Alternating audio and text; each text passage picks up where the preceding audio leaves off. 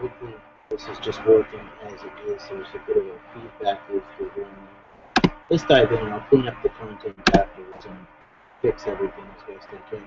Hopefully the feedback that I'm hearing isn't heard by everyone else. So, diving in, let's jump into gaining trust and building relationships online using the internet. So, this is how normal customer flow works. Normal customer flow works by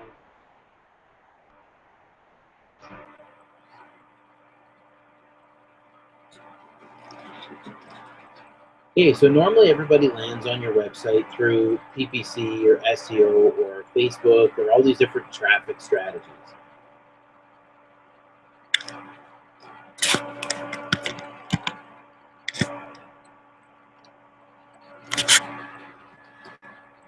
There we go.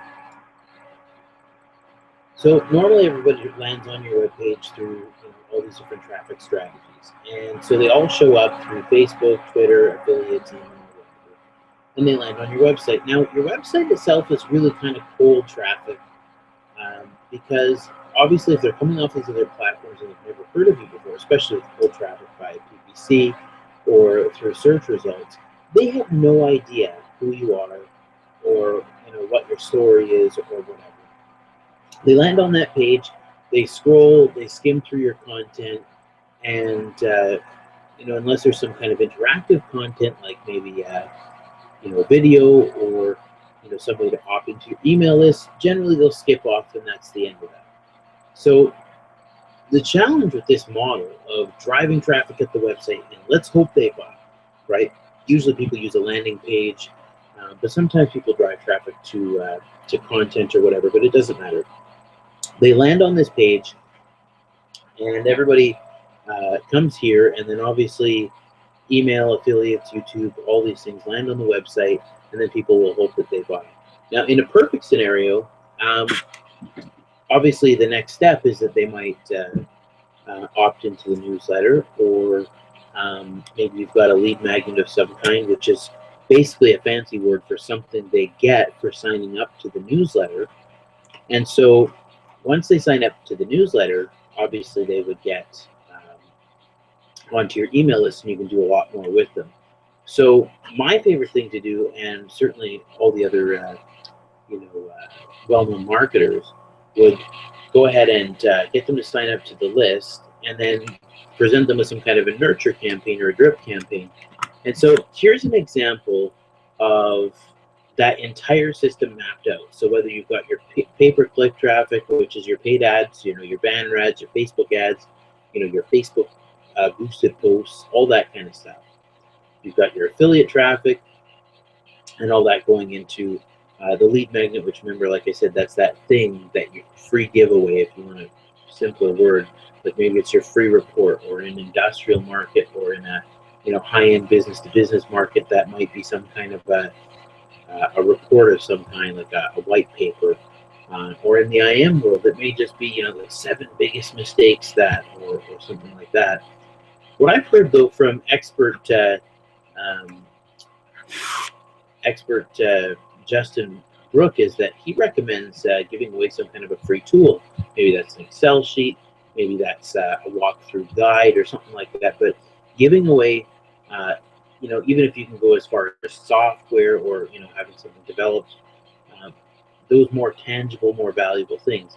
But anyway, so all the traffic comes into that, and then over the next 3 to 5 emails that they receive from you, you could deliver a free course over a series of short, like 5 or 10 minute videos, or maybe even longer if you're, Jeff Walker often talks about, those videos being, if you're really not very good, maybe that video is, 5 minutes long. If you're amazing, 20 minutes long, and if you're an expert, you can do an hour-long presentation and people will stay with you. But it doesn't really matter how long the presentation is. At the end of the day, you've got those 3 touch points where you can maybe video one as you tell your story, why did you start the business you started, or what's your why behind why you built it, or maybe there's a touching story about the product, but some kind of a connection human to human. And then the next video can be maybe some kind of a walkthrough or a guide or some kind of valuable content. Usually, whether it's Kern, he does five. Frank Kern does five valuable pieces. Jeff Walker does three video PLF style, but it doesn't really matter. Um, you know what you. I shouldn't say it doesn't matter, but it doesn't matter how many pieces you put into play. I mean, three is sort of a magic number where you want to sort of create so much great stuff that somebody feels like they're sort of indebted to you for such great material.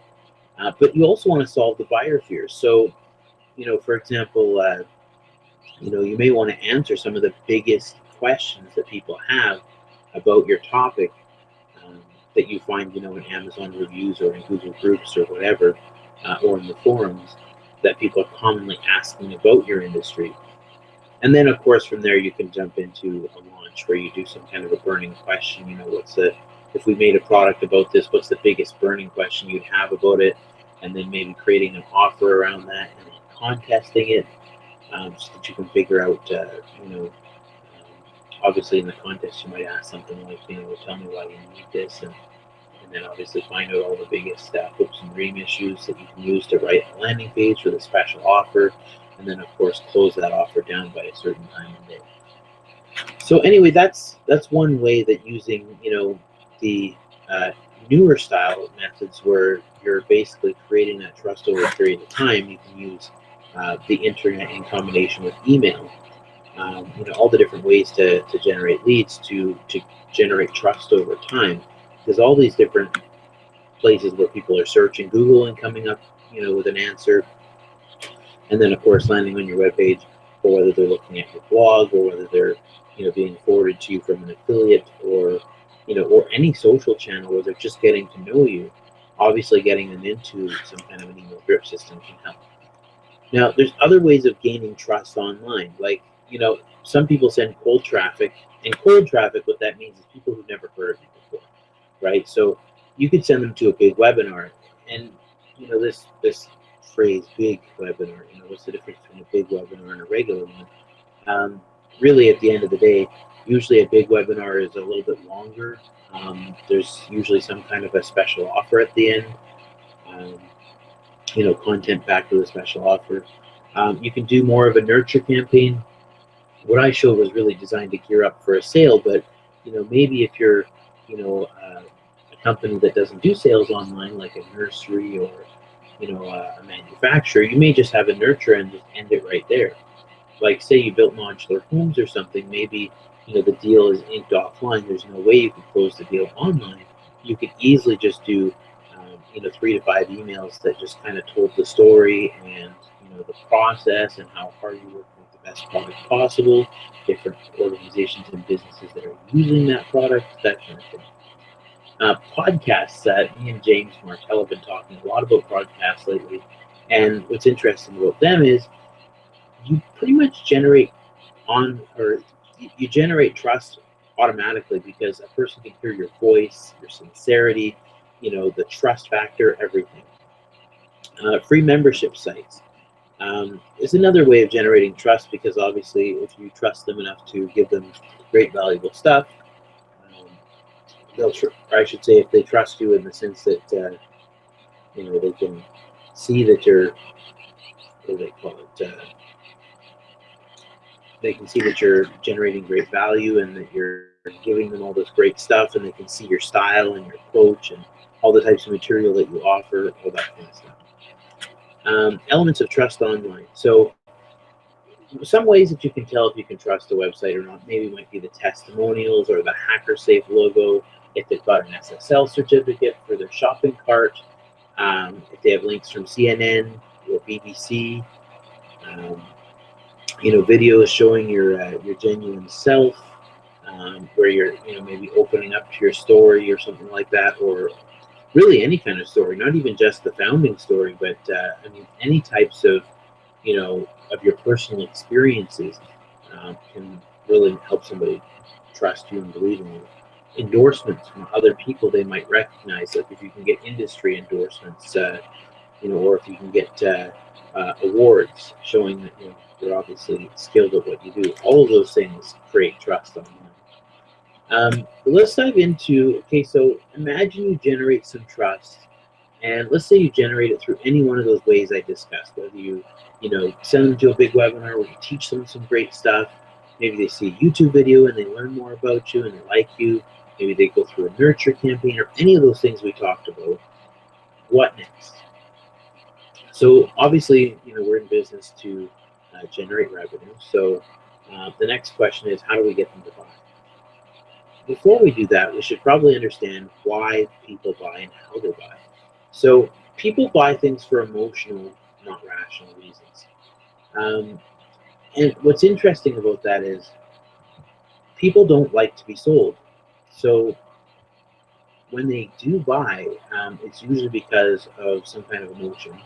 And once they, latch onto that emotional reason, they justify it with logic. So, the perfect example is, the only reason a human being on this earth would ever buy a 700 horsepower sports car, with one other passenger seat, room for 3 bags of groceries, drinks 4 times the gas of any other vehicle, and costs 4 times as much to repair. The only reason is is emotion, I should say. Ultimately, obviously everybody knows a minivan holds 8 people, tons of groceries, pretty reasonable on gas, certainly compared to a sports car. But the reason you're buying that car is because you're buying it for how people look at you when you drive by, the wind in your hair, and the feel of that leather shifter, and the rush of shifting into those gears and going at lightning speed, and maybe even just how people look at you when you drive by. So people need those emotional reasons to buy things. So there's 7 emotions that people buy things because of. Fear is one of the biggest ones that you see used in advertising. The whole idea of this whole lose $3,000 tomorrow without this advice, or have you ever had this problem or that problem, or maybe is excessive clutter filling your home with making your home feel like a war zone, and what do they call it, filling you in with an anxiety and making it impossible to relax. Greed is another one. Gain $3,000 tomorrow or less. You'll look amazing or feel amazing, or vanity is the same kind of thing. Pride, obviously, the whole idea of imagine how you'll look with this, or envy, your friends will think this, or laziness is another huge powerful one. And laziness goes way deeper than just the idea of wanting things simpler and easier and quicker. It goes right down to the whole iPhone, iPod generation, and the whole idea of something being so easy and so, barely having to lift a finger kind of thing. So laziness is another very powerful emotion. That can obviously, if you look at your product from the angles of, what things that, might people fear if they don't buy this, or, how does this make people's lives easier, or, why might they be envied, or why might this make them look sexier, or whatever, and obviously those things can help. Now, the other thing that people struggle with often is this whole idea of the difference between a feature and a benefit. So a feature of a laptop computer might be that it has a long battery life, but the benefit to the customer is that they can work for hours and hours without having to stop and recharge. In fact, another benefit might be, working from the beach. Another benefit might be, the other benefit might be some kind of not having to bug my spouse to, plug in somewhere, or not having to stop on the side of the road on a long trip, or something like that. But the whole idea is you have to ask yourself, put yourself in the shoes of the customer, and ask yourself, what's in it for me? What do I get out of this? So if you ask yourself that question, what's in it for me, that's the benefit. Features are these, these things like, shave 23 points off your golf score, or or something like that, where the benefit of shaving the golf score obviously is the bragging rights and the emotional benefits and the, and all those kind of things. Maybe being able to get into an exclusive club or that kind of thing. So the best benefits are specific, measurable, tangible, achievable, and they help solve customers' biggest problems. So hopefully that makes features and benefits a little bit clearer. So painting a picture, a mental picture of the problem solved, this is one thing I have to say that has got me more jobs, more work, and more projects than I can possibly imagine. And this ability, um, I have to say, is probably one of my strongest abilities that I have. And if you can master this ability, it can get you jobs, relationships, sales deals. I mean, you can close huge projects because people, for some reason, just don't have a lot of imagination. They can't imagine. They don't stop and think to themselves, what might life be like with this? So, a famous example, there was a person years and years ago who was preaching at a church, and his job was to convince the congregation to build a second campus. And the church didn't actually want to do that. So the first thing he did was, on a Sunday morning service, went out and said, "All right, we're building this amazing church. It's a huge mega church. It looks like this. It has, the green grass over here and the pond over there, and here's all the features of the building and the gym and the this and showed it all." And the congregation all shook their heads and said, "No, no, no, no." Well, the truth is that people, as much as I wish they did, they don't buy the dramatic promise, the ultimate win right off the bat. Weird thing is that we have to start off by saying to people um, some of the problems and some of the challenges first. Because just like that whole idea of fear, human beings don't jerk their hand away from the hot stove until they get burned. So, long story short, um, what that pastor had to do that church morning service on the following Sunday was come up and say, "Listen, you know what? The youth are getting annoyed by the older music, and the older folks are getting annoyed by the youth music." They had to say, "You know what? We're unable to do this service or that service or run this benevolence program or this thing because we don't have these features and those features." And he created this huge laundry list of problems that would scare people, basically. So in your copy, you have to do that to a degree as well.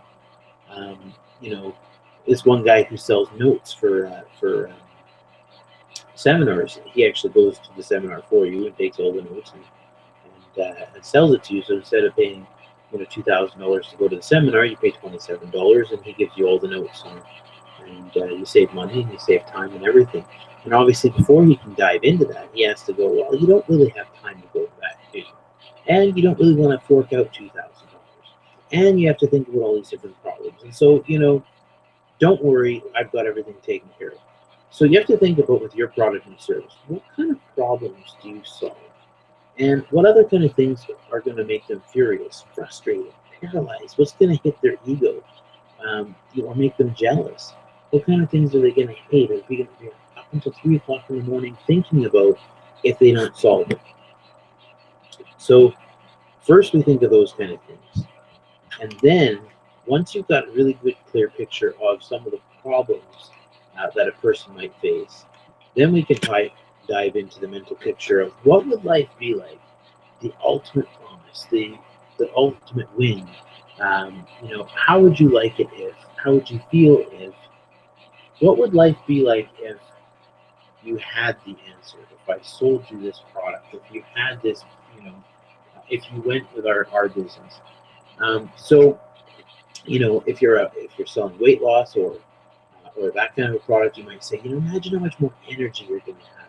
Imagine what life, around the kids will be like. Imagine standing up on a stage and having to give a speech at your local business, church, organization, charity that you work with, or friends or family, and just being great, just feeling great about your body and knowing that you look great.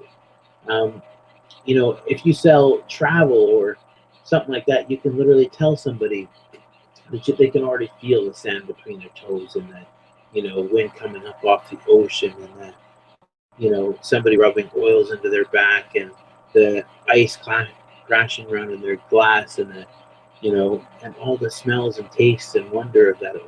You know, you can put somebody right into that. So if you can paint those mental pictures, relate to the reader, describe, you know, all of these things and make everything visual, obviously it's really easy to sell things. You know, even with real estate, you know, with services like gutter cleaning, um, you know, you think about any kind of service that you sell or product that you sell, even if it's an ebook, you can imagine what life might be like. What's going to change for them? What's the transformation? What's the hero's journey about what life will be like after you have that? So let's dive into the next thing here. So now after you've done this, you've generated some. Um, After you've done this and you've generated some trust, and then of course you've got this whole.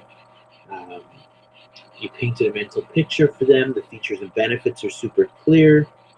Um, what do they call it? The next thing is getting results. So truth is that even if you put the best offer in the world in front of this audience, um, no matter what kind of offer that is, you know, the whole idea is that the urgency, the scarcity, clear call to action, all of those things are what it's going to take to actually get them to take action on that offer.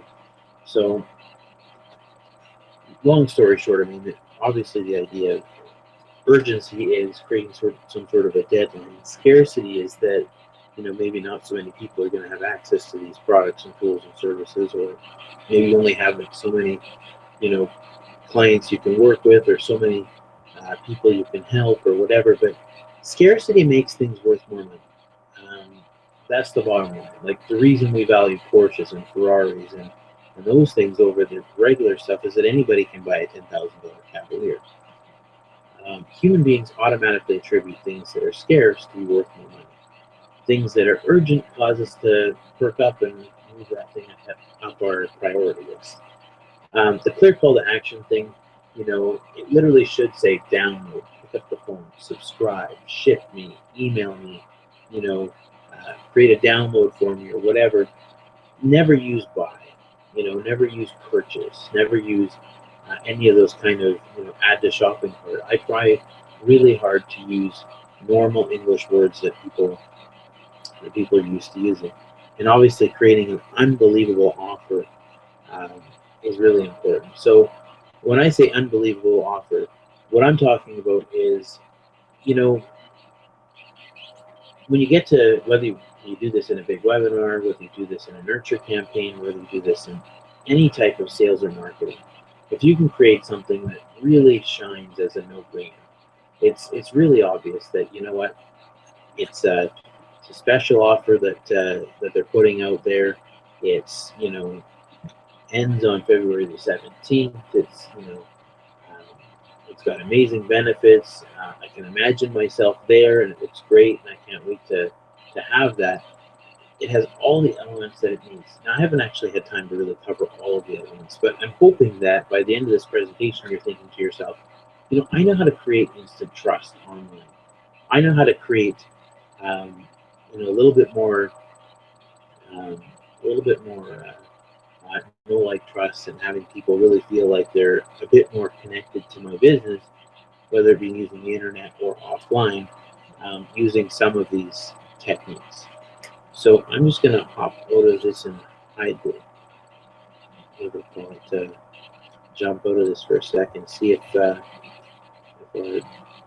meeting is still working. I know I had a bunch of technical glitches at the beginning of this, but everything looks to be still working here. So anyways, I believe that's all I was going to dive into for today. So if you have any questions, you can obviously feel free to email me, um, or contact me, of course. But or if you'd like copies of the slides, or if you want to, you know, have any other dialogue regarding these kind of strategies, how do these play out, how do you put them together, or whatever. Well, hopefully this has given you some great ideas. Other than that, I'm going to stop sharing my screen and jump off, and I hope you're having a great day.